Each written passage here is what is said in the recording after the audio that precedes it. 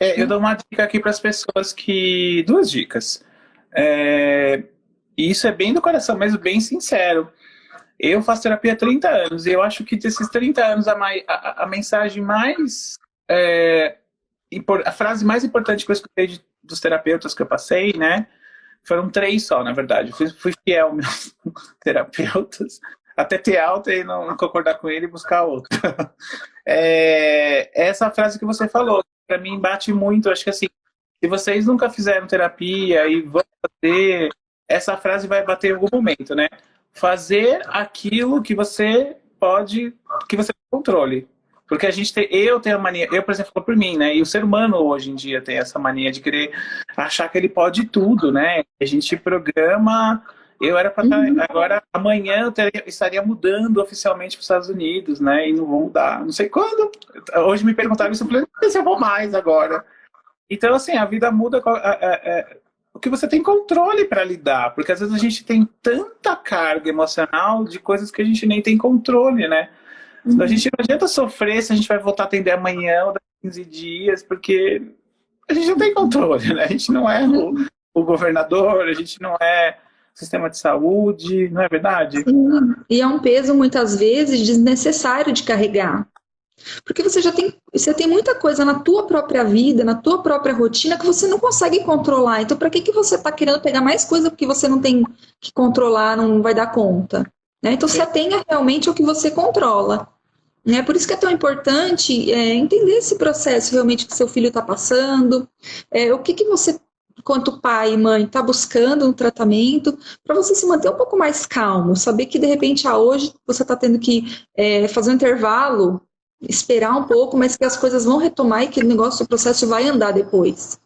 Sim, Não sim. está tão angustiado de estar em casa, de não estar podendo fazer, né? Eu falei que tinha duas coisas pra fazer, a segunda é um merchan. A Tati tá com isso, tá muito legal. Ela falou de três coisinhas ali: meditação, positividade, autoconhecimento e mindfulness. E o Insta dela tá demais, assim, uma nova reformulação. Vão lá. E eu também faço parte do meu, leandro.rai. Tem muitas pessoas aqui que não conhecem esse meu outro lado. Eu sou formado em neurocoach. Aí eu desenvolvi uma caixinha de neurocoach, que é um baralho que onde eu falo os sentimentos da editora Matrix.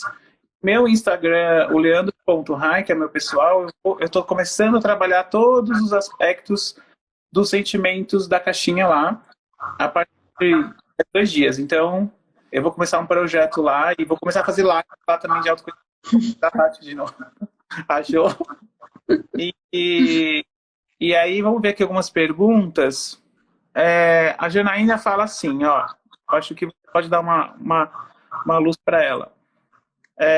A Janaína diz assim: já tentei, mas não consigo me abrir. O que é importante a gente frisar nesse momento, em relação a terapias, em relação a profissionais que atendem como psicólogos? A gente não julga ninguém. Né? O que as pessoas elas falam? Eu não consigo me abrir, não consigo falar, porque muitas vezes elas procuram quem para conversar? Um familiar, o marido, o amigo, né? Uma vizinha. E essas pessoas, muitas vezes, elas ficam dando pitacos, né?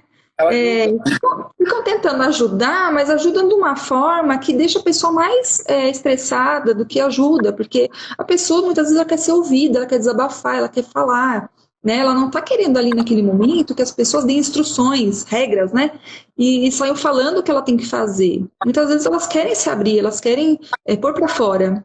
E num set terapêutico, isso ele é muito acolhedor, porque realmente você não vai ter ninguém para te julgar ali. Ninguém vai falar assim, isso está certo, isso está errado, você está fazendo isso, não está certo, não está direito.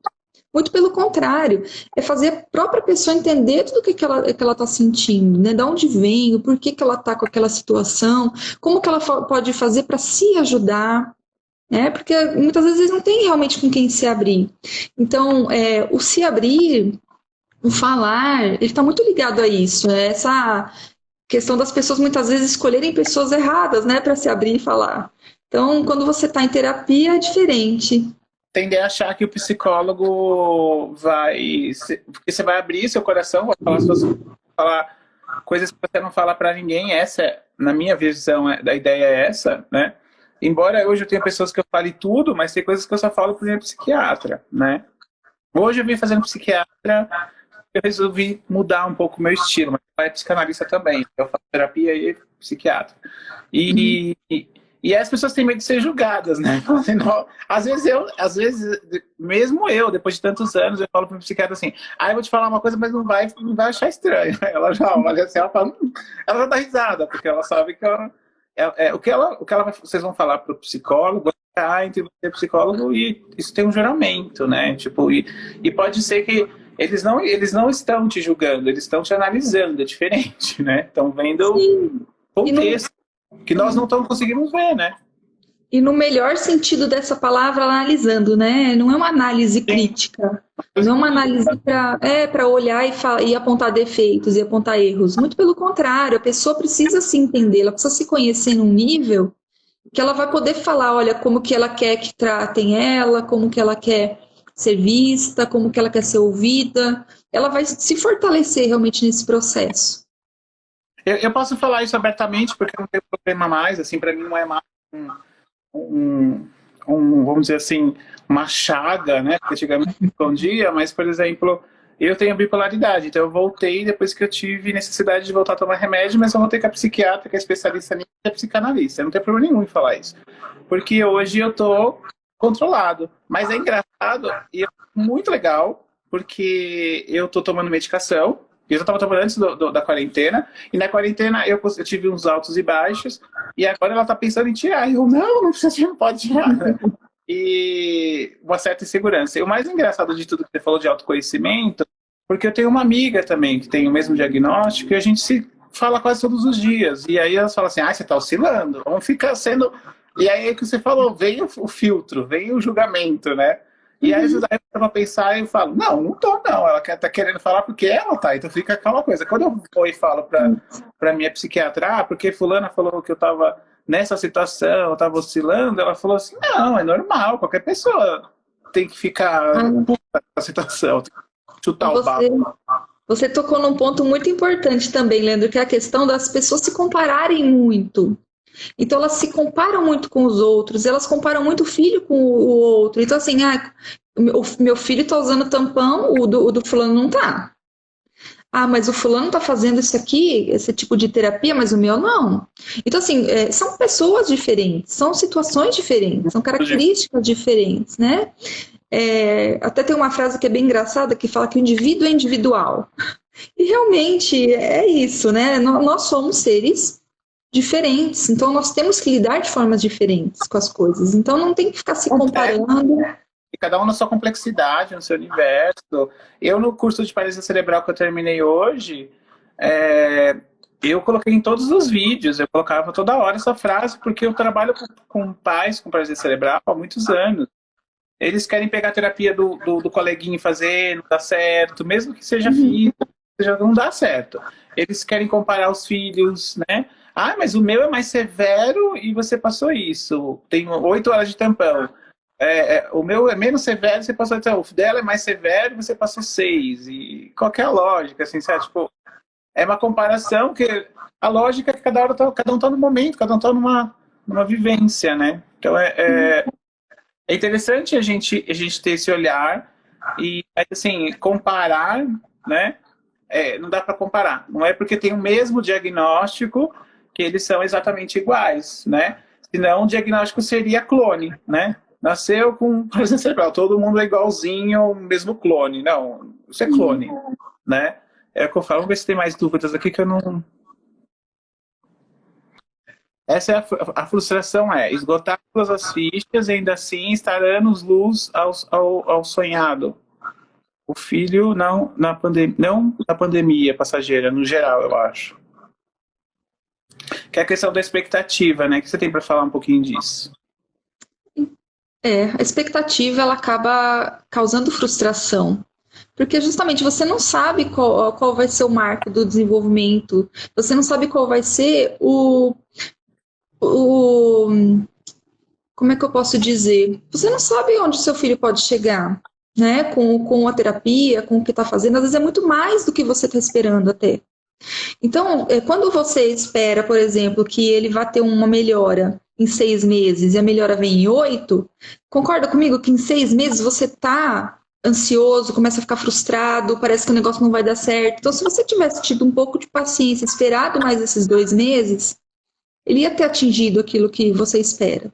Né? Então, assim, muitas vezes a expectativa, ela acaba sendo frustrada porque não é algo que você consegue controlar, como a gente está dizendo, né? Você não tem controle realmente.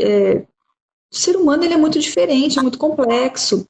Então, você tem que baixar um pouco essa expectativa, né? Entender o processo, confiar no profissional, né? Pergunta, né? Se interessa pela terapia que a pessoa está fazendo no teu filho, e depois aguarda e confia, né? Confia no terapeuta também. Então, se ele está falando, olha, vai ter uma melhora de tanto, pode ser que aconteça. Então, confia no que ele está te dizendo.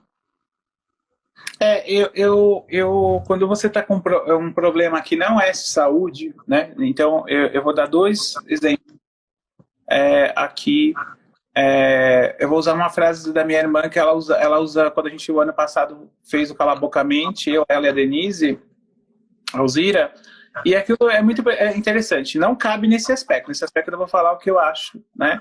Eu vou falar os 2 aspectos. Quando a gente tem um problema para resolver, uma situação, uma angústia, que não é relacionada à saúde, a gente tem que pensar no pior cenário. E se a gente conseguir qualquer vitória dentro daquele pior cenário que você imaginou, nossa, né? Sei lá, você imagina que você vai perder tudo. E aí você só perdeu 10%, você fala, nossa, eu tô no lucro. Você perde os 10% comemorando.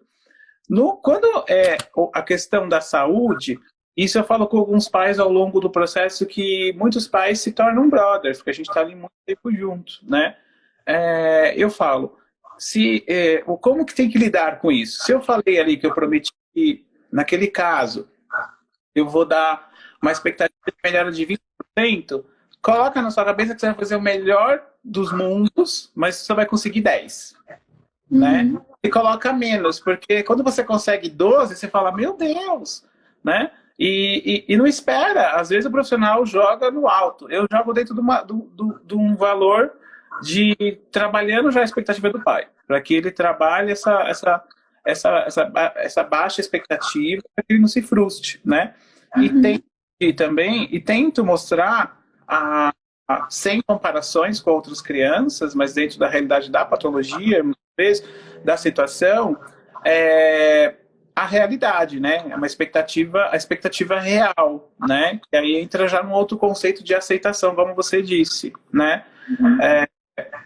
Igual uma criança, por exemplo, eu vou dar um exemplo bem severo aqui, assim, bem aula de bioética. Uma criança que nasce anencéfala, né? Que a gente sabe que pode durar horas, tem casos na literatura que durou até 4, 5 dias, e que o pai já vi isso em estágio, quando eu era aluno, que a gente passava por esse tipo de análise, assim, discussão, de pais acreditarem que o filho tinha alguma esperança. Essa, eu acho que né? Como você pode falar disso, Tati, em relação a essa questão de expectativa? Sim, na terapia a gente trabalha isso, né, com os pacientes, essa questão de você entender, essa questão do autocontrole, né, do controle emocional, porque realmente, Leandro, se você achar que a vida do teu filho, o desenvolvimento dele está ligado ao teu controle, isso não vai dar certo. Porque cada um é diferente. E você não tá. Você pode fazer a sua parte, você deve fazer a sua parte. Você vai estimular, você vai fazer todas as terapias, você vai levar em todos os profissionais, você vai fazer o melhor que você puder. Mas como ele vai se desenvolver a partir daquilo é muito particular. É muito da criança, é muito do adolescente, é muito do indivíduo. Então, é você pegar, fazer o que você pode e esperar. Às vezes parece meio cruel falar isso, né? Então agora eu vou ter que cruzar os braços e esperar. Não é dessa forma que você espera trabalhando. Você não espera passivamente. Você espera fazendo e você espera ativamente fazendo alguma coisa a respeito. E por isso que é tão importante os pais passarem por terapia também, né? Porque, como eu falei, eles olham muito para a criança precisa muito, mas eles estão esquecendo deles mesmos. Então, essa expectativa, essa frustração da expectativa, ela acaba acontecendo nesse sentido, eles acharem que, então, está no controle deles. Não, então se eu estou levando no psicólogo, então não vai mais ter dislexia. Né? Eu tô levando no fono, tô levando. Não é A assim que funciona.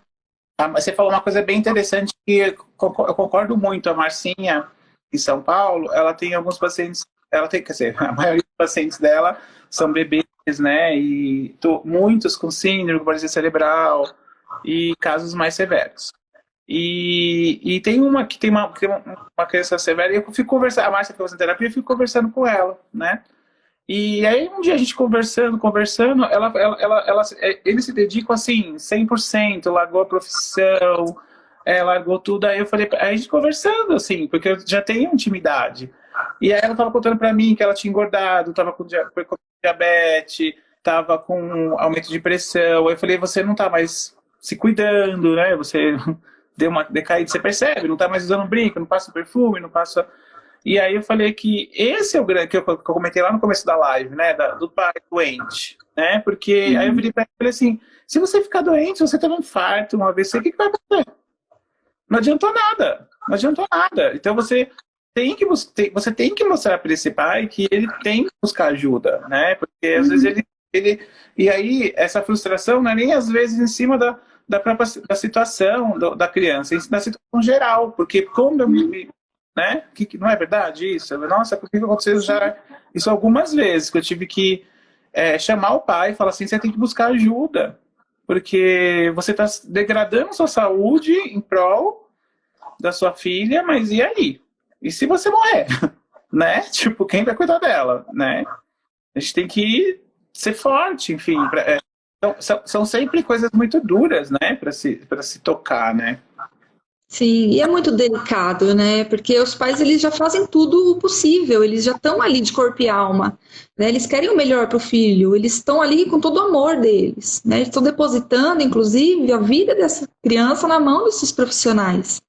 Então, a expectativa a gente sabe que é muito alta em relação a isso por causa desse amor todo que eles sentem, né? E só que assim, esse amor é muito importante. É com isso que move esses pais a procurarem ajuda. Então a gente precisa realmente acolher esses pais para eles entenderem, olha, tudo bem, você já aceitou o problema, você já aceitou a doença, você já aceitou a deficiência. Agora você precisa aceitar que o processo vai acontecendo de acordo com a hora do seu filho, né? Que cada um tem um tempo. Então, assim, não é, então minha filha tem 7 anos, a sua filha tem 7 anos, então elas vão se desenvolver igual. Não é assim que funciona. Cada um tem um tempo certo, né? Cada um tem um tempo certo, inclusive, para digerir tudo isso. Então, ainda mais uma criança, né, que ainda está no processo de maturação.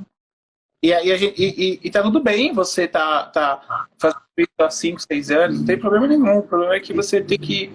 Uma hora vai ser importante você buscar ajuda, né? A ajuda é importante, porque você está falando. É o que eu falo muito, né? Você dá amor, e cadê o auto-amor também? O auto-amor é importantíssimo para você nutrir esse dar.